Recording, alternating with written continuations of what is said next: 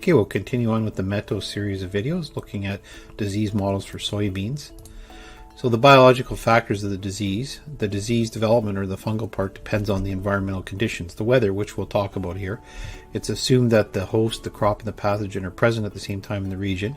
The plant disease results only if all the factors occur at the same time. So if a disease is newly emerging in a region, the inoculum levels of the pathogen may be too low to cause the disease outbreak. So the disease triangle explains this well. We have the host, the crop, the environment, and the pathogen. What happens here is the environment tips the scale, so to speak, in favor of the pathogen to overwhelm the natural defenses of the host, and you end up with a disease outbreak. But we need to know the local weather conditions. So in this particular case, we need to know things like air temperature, the relative humidity, leaf wetness, rainfall is important, as well as soil temperature. And that leads to the disease process that we'll describe, where we have apothecia development and sporulation events, infection, initial infection, and then secondary infections throughout the year based on the conditions. So you can't underestimate the importance of local weather data, and this illustration here really shows this. We have two stations only 1.5 kilometers apart, one under a grass environment and one under a field environment. So the main is under the grass, the field of excellence is in the field. What happens here is you can clearly see the process for disease development is much longer under a crop environment, longer conditions, higher humidity, longer leaf wetness periods, whereas under the grass environment, shorter disease periods, risk levels, lower humidity, and lacking of leaf wetness. So you can't really use a weather station that is not situated at your field, especially if it's 10 kilometers away. It's just not valid for the disease model. It also shows us the sensitivity of the model to having data, good data, to drive it. And so when you design these networks, you need to look at the distribution of your fields, the geography of the area, and place them accordingly so that you get good localized data to have a good model for that particular disease. So in the soybean production system of FieldClimate, we have 3 models, rust model 1, 2, and stem rot and sclerotinia, which we'll talk about today. Of course, we all know it's the genetic traits that set the ultimate yield potential of a crop, but it's the diseases, pests, soil moisture, and nutrients through the year that give us the actual yield. So today we're looking at the disease part of this. So there is a value proposition, a good one for soybean disease models, in particular sclerotinia.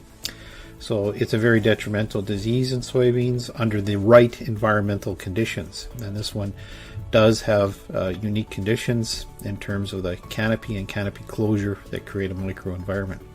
So with field-specific weather devices and stations, we'll know the modeled conditions for the disease risk because we have stations at that particular field.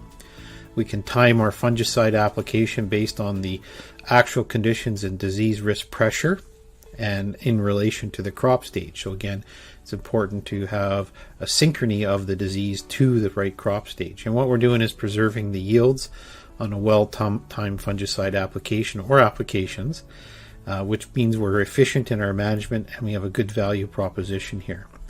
So we have the sclerotia that overwinter. The mushrooms germinate under moisture conditions, which lead to sporulation and an infection event.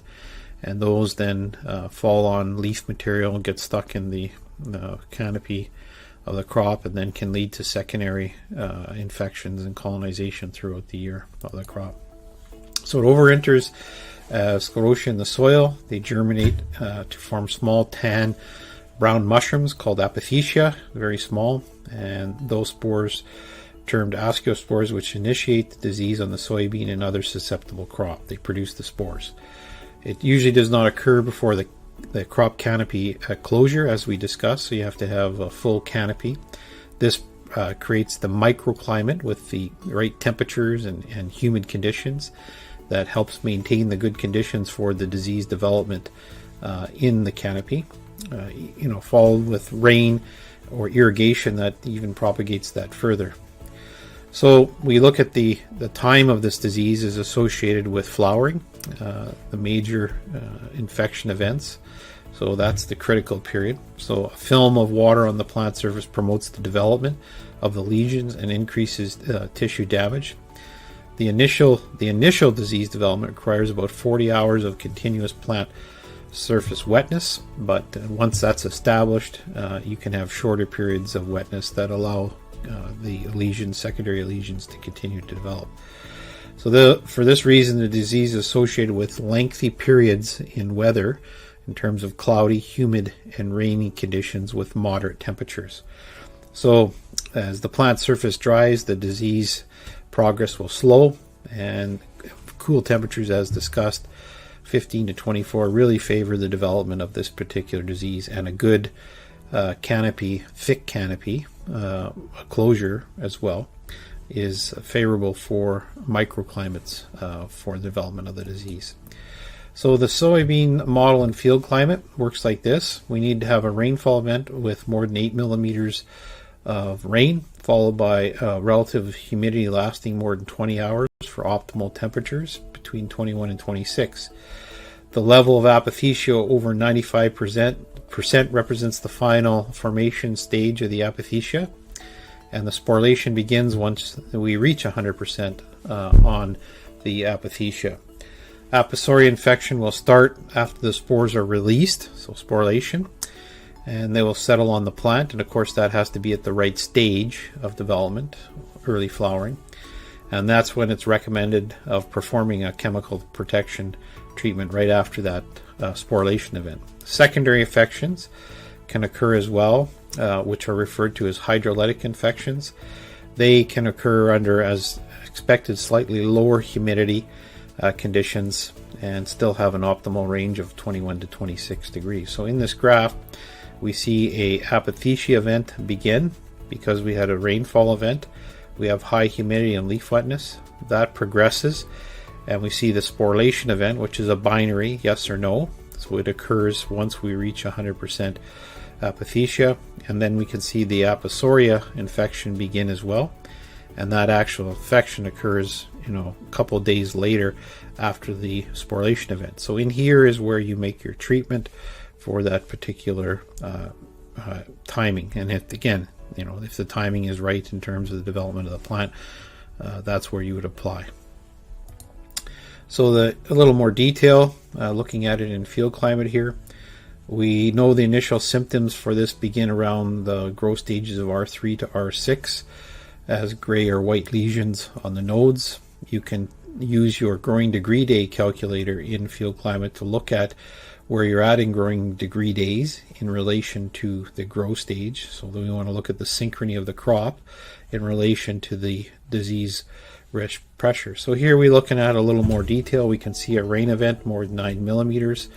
We can see the apothecia risk then begin, the sporulation event happen, and then we can see an aposoria infection as well as a hydrolytic infection occur. So the hydrolytic are the secondary infections, so we could have had other events back here that led to sporulation, and now we can have a secondary infection through the hydrolytic, or this was the first event and we have an aposoria infection beginning. So it's picked up based on the microclimate of that device in the field, providing you things like the humidity, temperature, leaf wetness, rainfall, as well as soil temperature. So there's a very good cost benefit when you look at Sclerotinia stem rot or white mold, and it's frequently ranks as one of the top yield reducing diseases for soybeans in the US and Canada. In some estimates, it's caused more than 101 million bushels of soybean yield loss at over $1.2 billion in US and Canada. So there's been studies that look at the disease severity index and yield loss. So essentially when that disease severity index gets up at about 65%, you lose quite substantially yield in your crop. So for every 10% in the disease severity index after 65%, you can lose up to 10 bushels per acre if not treated, or you have a susceptible variety. So there's a number of factors here.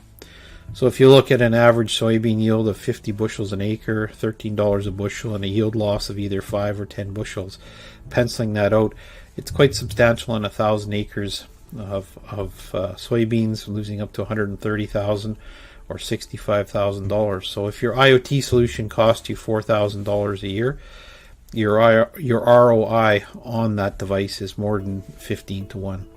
So again, it's a highly dependent disease based on the given year and the microclimate and necessary conditions. So it's not always there, but there is a good benefit for having devices to predict this particular disease. So when we look at this, the on-farm sensors and actual tools do provide an ROI through the year.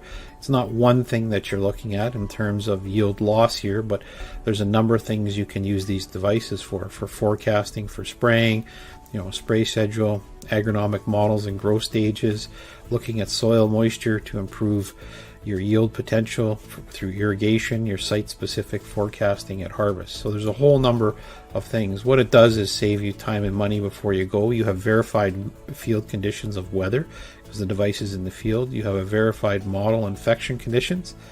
You have verified severity of the infection, and you can determine your spray timing, the date and hour, based off the model, as well as use our spray cast model that allows you to look at the conditions for spraying. And it's a record of past infection levels and weather conditions. So thank you.